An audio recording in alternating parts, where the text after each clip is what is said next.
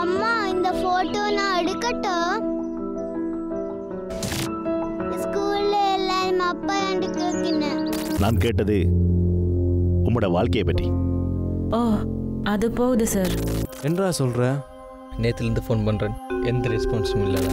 வேலை வெட்டி இல்லாமல் வீட்டில் சும்மா இருந்தா இப்படி தான் ஏதாவது யோசிக்க வரும். போய் சமயம் எனக்கு ரொம்ப பயமா இருக்கு.